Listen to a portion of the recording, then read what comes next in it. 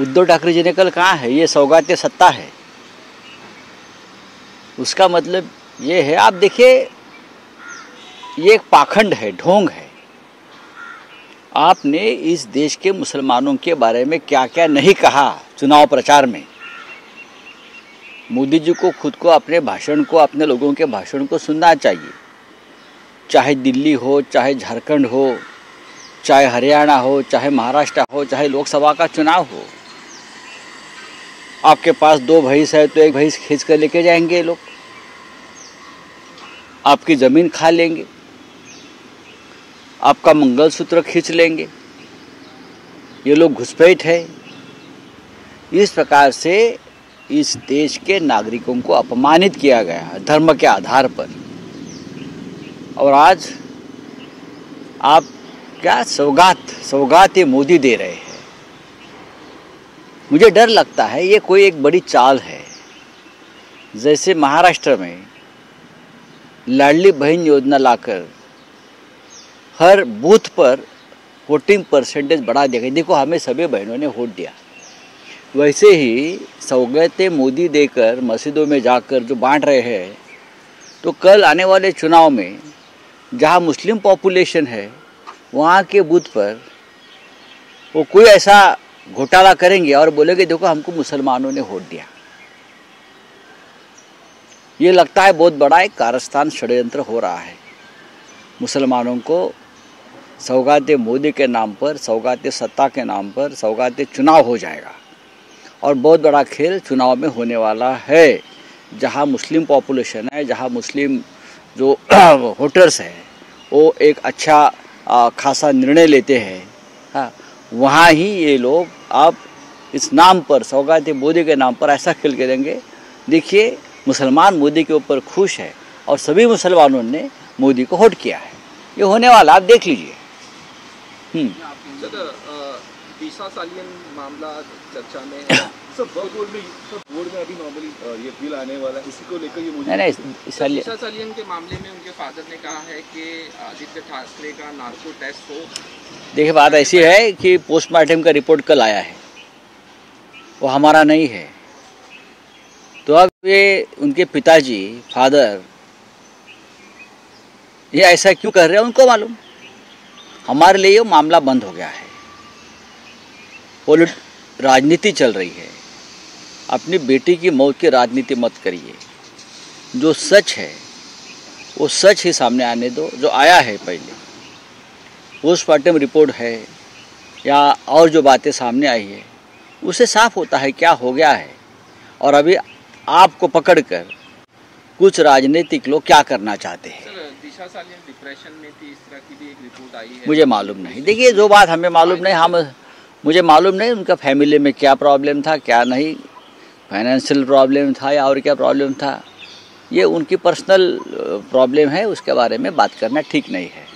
दिशा सालियन प्रकरणात closure report बांगोली पोलिसांनी दिला होता। दिशा सालियन डिप्रेशनमध्ये होती, त्यांच्या वडिलांचा अपघात, त्यांना आर्थिक संच मागत होती। बघा हा दिशा सालियन हा जे काय तुम्ही म्हणताय त्यांच्या घरामध्ये आर्थिक चणचण होती, त्या मुलीला डिप्रेशन होतं, हा त्यांचा कौटुंबिक आणि व्यक्तिगत प्रश्न आहे। की आम्हाला राजकारण करायचं नाही। जे आत्ता 5 वर्षांनी तिच्या वडिलांना हाताशी धरून जे राजकारण करतात ते त्यांना लखलाव हो। पोस्टमार्टम रिपोर्ट कालच आलेला आहे, काही दिवसापूर्वी आला, पुन्हा एकदा प्रसिद्ध झाला, इतर काही गोष्टी येत आहेत आणि आम्ही समर्थ आहोत ना। आम्ही समर्थ आहोत। आदित्य ठाकरे समर्थ आहेत, उद्धव ठाकरे समर्थ आहेत, आम्ही सगळे समर्थ आहोत। अशा घाणेरड्या विषयाचं राजकारण करून जे या महाराष्ट्राच्या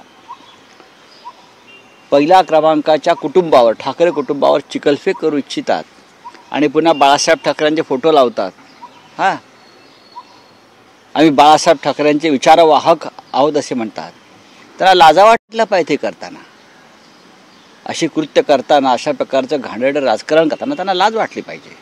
वरून सर काल मनसेने गुढीपाडव्याच्या एकूणच येणाऱ्या सभेचा एक बॅनर सगळीकडे लावलेला आहे, त्याच्यावर बाळासाहेबांचा आणि प्रभुदेव ठाकरे यांचा फोटो लावलेला आहे। बाळासाहेबांनी सांगितलं त्यावेळी देखील माझा फोटो तुम्ही वापरू नका। त्यावेळेला नक्कीच बाळासाहेब ठाकरेंनी एक पत्र म्हणजे एक जाहीर निवेदन केलं होतं। तेव्हा बाळासाहेब ठाकरे जीवित होते त्यानंतर बाळासाहेब ठाकरे यांचं नाव राष्ट्रपुरुषांच्या यादीमध्ये गेलं, आपल्याला माहीत असेल. आणि राष्ट्रपुरुषांचा फोटो वापरण्यावरती कोणी आक्षेप घेऊ शकत नाही. बाळासाहेब ठाकरे राष्ट्रपुरुष म्हणून मान्यता पावल्यावर राष्ट्रपुरुषांचा फोटो, राष्ट्रपुरुष हा एका व्यक्तीचा, एका कुटुंबाचे होत नाहीत. आणि याचा फायदा जर कोणी घेत असेल तर त्याने घ्यावा. आता एकनाथ शिंदेचे लोकही बाळासाहेबांचा फोटो वापरतात. जर बाळासाहेब जर आता हयात असते तर एकनाथ शिंदे आणि त्याच्या लोकांना मातोश्रीच्या बाहेर चापकाने फोडलं असतं. हां, हे म्हणतात ना की त्यांचे लोक म्हणतात ना, कुणाला कामराला टायरमध्ये घालून मारलं पाहिजे. कोण म्हटलं मला माहित नाही. म्हणाले त्यांचं असं म्हणणं आहे की थर्ड डिग्रीचा वापर द्या ना. थर्ड डिग्री खरं म्हणजे संयमानं चांगली गोष्ट आहे. वरिष्ठांच्या सूचनेमुळे कुणाल कामराला महाराष्ट्रात कसं आणायचं ते आम्हाला चांगलं माहिती आहे. पाहू ना, तोपर्यंत सत्ता आहेत कोणाची काय, हे सगळे सत्तेचे मस्त आहेत. या देशामध्ये व्यक्ती स्वातंत्र्य आहे, अभिव्यक्ती स्वातंत्र्य आहे. जर कोणी तुम्हाला दुखवणारं वक्तव्य केलं असेल त्यासाठी कायदा आहे, त्यासाठी काय. आमच्यावरती सुद्धा अनेकांनी डिफॉर्मेशन केसेस टाकलेल्या आहेत ना, आणि आम्ही कोर्टात जातो की आमच्यावरती मानहानिकारक काही वक्तव्याबद्दल, लिखाणाबद्दल आमच्यावरती गुन्हे दाखल असतात. संपादक म्हणून, देते म्हणून आम्ही जातो. आता जर कोणी थर्ड डिग्री द्यायच्या गोष्टी करत असतील, एखादा मंत्री, याचा अर्थ या महाराष्ट्रात तालिबानी राज्य सुरू आहे. तुम्ही हिंदू राष्ट्र म्हणता पण इस्लामी राष्ट्राप्रमाणे तुम्ही शिक्षा देताय. मग तसं असेल तर इस्लामी कायद्यानुसार गद्दारांना कोणती शिक्षा देतात माहिती आहे का? हे तुम्ही अफगाणिस्तान आणि इराणमध्ये जाऊन बघा. जो गद्दार असतो त्या गद्दाराला भर चौकामध्ये उघडं करून 100 फटके मारले जातात पार्श्वभागावर. गद्दाराला ही शिक्षा आहे. जर तुम्ही कुणाल कामराला त्या पद्धतीनं शिक्षा देणार असाल तालिबानी पद्धतीनं, तर तालिबानी म्हणजे इस्लामी पद्धतीनं गद्दाराची शिक्षा ही या पद्धतीची 100 फटके आणि मग फासावर लटकवायचं. मान्य आहे? मंत्र्यांना वगैरे तुमच्या मान्य असेल तर सांगा, प्रस्ताव आणू आपण तसा एखादा, मग सुरुवात करू तुमच्या मंत्र्यांपासून. पण राऊत साहेब, असं दिसतं आहे की तुम्ही असाल, उद्धव ठाकरे असतील किंवा शिवसेना युबीटीचे अनेक नेते ज्या पद्धतीने अभिव्यक्ती स्वातंत्र्य असं म्हणत कुणाल कामराची जी पाठराखण करतात, तुमचं समर्थन आहे का अशा पद्धतीच्या विडंबनाला? आमच्यावर सुद्धा टीका केलेली आहे ना अनेकदा. आता हे एकनाथ शिंदे आणि त्यांचे लोक आमच्याविषयी काय बोलतात, त्यानंतर स्वतः देवेंद्र फडणवीस यांच्याविषयी सुद्धा आक्षेपार्ह वक्तव्य त्या काळात होत होती आणि ती चुकीची होती, तरी त्यांनी ते सहन केलेलं आहे. अनेक ठिकाणी असं होतं. तुम्ही त्याला उत्तर देऊ शकता, तुम्ही शब्दांच्या रूपानं, लिखाणाच्या रूपानं प्रतिकार करू शकता, तुम्ही कायदेशीर भाषेत प्रतिकार करू शकता. पूर्व आयुष्यामध्ये आमच्याकडनं या चुका झालेल्या आहेत, पण आता आम्हाला असं वाटतं की कायद्याचं राज्य जर टिकवायचं असेल महाराष्ट्रामध्ये तर आपण अभिव्यक्ती स्वातंत्र्याचा जो नियम आहे तो पाळला पाहिजे.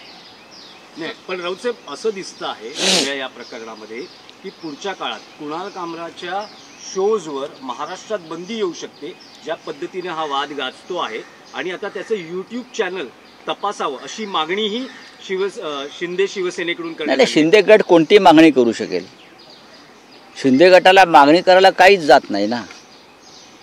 ते रेड्याचं दूध काढू शकतात, ते बैलाचंही दूध काढू शकतात. मुळात या देशामध्ये अजूनही कायदा आहे आणि अजून या देशामध्ये काही प्रमाणामध्ये स्वातंत्र्य आम्ही टिकवलेलं आहे. आमच्यासारख्या संघर्ष करणाऱ्या अनेक लोकांनी देशभरामध्ये.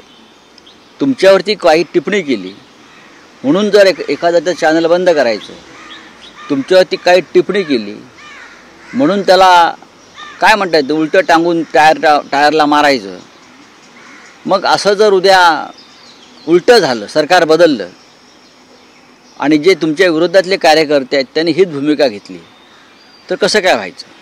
या देशामध्ये अराजक माझे जर बंद झाले, महाराष्ट्रात बॅन आला, देश खूप मोठा आहे.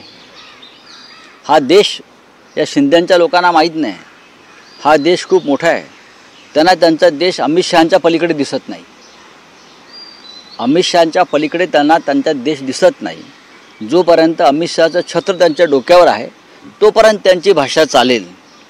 पण रामकृष्णही आले गेले तसे मोदी आणि शाही जातील आणि येतील, लक्षात घ्या. एवढंच मी त्यांना एक इशारा देऊन ठेवतो आहे. तर फडणवीस आणि शिंदे यांच्यामध्ये विस्तव टाकण्याचा प्रयत्न ठाकरे करत आहेत आणि ही दोस्ती तुटायची नाही असा इशारा उदय सामंत यांनी दिलेला आणि यांनी आरोप केलेला आहे की ठाकरे उदय सामंत डाऊटफुल आहेत. हे पहा, उदय सामंत आहेत ते शिंद्यांचे पण आहेत आणि फडणवीसांचे पण आहेत. कधी काळी ते ठाकरेंचे होते, कधी काळी ते शरद पवारांचे होते. अशी वक्तव्य व्यापारी पद्धतीचे मंत्री करत असतात. जे उद्योजक मंत्री असतात त्यांना अशी वक्तव्य करावी लागतात आणि त्यांनी करू द्या, चांगली गोष्ट आहे. त्यांना कोणी सांगितलं दोघांमध्ये फार मैत्री आहे म्हणून? हा त्यांचा गैरसमज आहे, हा त्यांचा अत्यंत मोठा गैरसमज आहे. राऊत साहेब, एक शरद पवारांचं विधान आलेलं आहे. काल त्यांची बैठक पार पडली, त्यात ते असं म्हणतात की एका पराभवानं खचून जाणारा मी नाही किंवा आपण नाही आणि पुढच्या लढाईसाठी तयार राहा, असंही त्यांनी आपल्या काल त्यांच्या पक्षाची कार्यकारिणी, राष्ट्रीय कार्यकारिणी दिल्लीत झाली. त्याच्या आधी माझा आणि त्यांची थोडीफार चर्चा झाली. आणि शरद पवार हा एक लढवय्या नेता आहे, आमच्या सगळ्यांचे मार्गदर्शक आहेत. हा पराभव कसा घडवून आणला हे अख्ख्या जगाला ज्ञात आहे. त्याच्यामुळे आम्ही सगळेच एका पराभवानं अजिबात खचून जाणार लोक नाही आहेत. तसं नसतं तर आम्ही समोर उभेच नसतो राहिलो.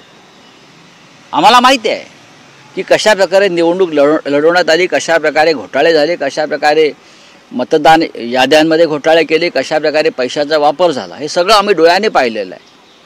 तरी आम्ही न खचता पुढल्या लढाईसाठी आमची तयारी सुरू आहे. त्याच्यामुळे माननीय शरद पवार साहेब जे बोललेले आहेत ते योग्य बोललेले आहेत. राऊत साहेब, एक आणखी महत्त्वाचा विषय आहे की इंडियन एक्सप्रेस या आघाडीच्या दैनिकानं आज 2025 सालातील सर्वात शक्तिशाली 100 भारतीयांची यादी जाहीर केलेली आहे. ज्या यादीत पंतप्रधान नरेंद्र मोदी आहेत, केंद्रीय गृहमंत्री अमित शहा आहेत, त्यासह विविध मान्यवर आहेत, जसं काही उद्योजक आहेत, कलावंत आहेत, खेळाडू आहेत. त्यात महाराष्ट्रातील 5 राजकारणी आहेत. त्यात प्रामुख्यानं मुख्यमंत्री देवेंद्र फडणवीस, उपमुख्यमंत्री एकनाथ शिंदे, अजित पवार, नितीन गडकरी, शरद पवार असे सगळे महाराष्ट्रातलेही नेते आहेत. पण या यादीत ठाकरे कुटुंबापैकी उद्धव ठाकरे, राज ठाकरे दिसत नाहीत. ठाकरे ब्रँड संपुष्टात येतोय. संपुष्टात आणण्याचाच हा प्रयत्न आहे, मी जे म्हणतोय वारंवार. आणि एकनाथ शिंदे, देवेंद्र फडणवीस, अजित पवार हे सत्तेवर आहेत म्हणून पॉवरफुल आहेत. एकनाथ शिंदे, देवेंद्र फडणवीस, अजित पवार यांची जर नावं, नितीन गडकरी यांची नावं जर कोण घेत असेल याचं कारण सत्तेवर आहेत. आणि शरद पवार हे लोकनेते आहेत. आणि कोणाला पॉवरफुल करायचं आणि कोणाला नाही करायचं हे पद्मश्री सारखं असतं यादी तयार करणं हे. त्याच्यामुळे त्याच्याकडे फार गांभीर्याने घेऊ नका. ठाकरे बघा हा मोठा ब्रँड आहे. हो, पण ते करेज जर्नलिझम बघितलं आहे ना. पण मला माहिती आहे इंडियन एक्सप्रेस, मी त्या वृत्तपत्रात काम केलेलं आहे. मला माहिती आहे ही यादी कोणी केली आहे, कशी केली आहे, त्यासाठी कोणती मापं लावली हे पाहावं लागेल.